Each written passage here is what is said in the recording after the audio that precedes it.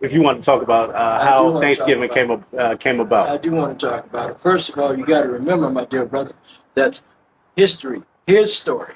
It's It's not our story.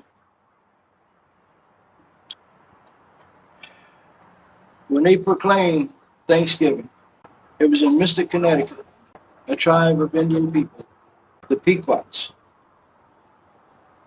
that were thriving and surviving.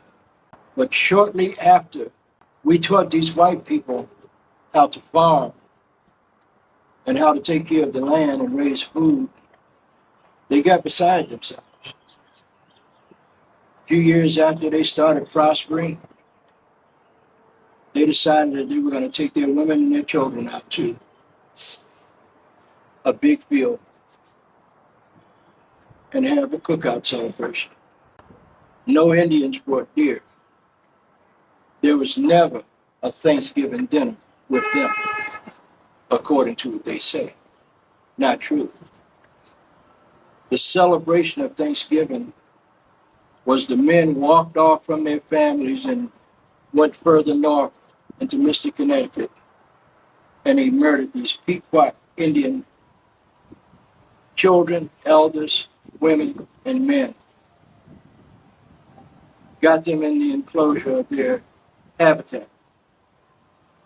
They had built forts, per se, but that was only for the protection of their people.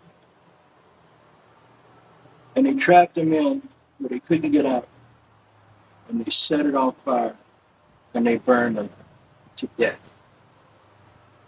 Then they came back. They were so thankful that they had killed these Indians, but that was the first Thanksgiving, not what you read about in their books. It wasn't until when President Lincoln decided, instead of having it every other day when they were going to different tribes, killing them, that he decided to make it once a year, a day of Thanksgiving once a year. True. But let me tell you about President Lincoln. Because Indians, the Dakota, and Nakota Indians wouldn't give up. These are the people from Minnesota, North Dakota, South Dakota, up in that area. They were fighting, and they captured in excess of 200 of them. And they wanted to hang them all. But Lincoln intervened, and he said, no, I don't want you to hang them all.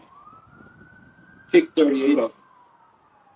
And that's how they came up with the Mankato 38. That was the largest mass hanging ever in this country.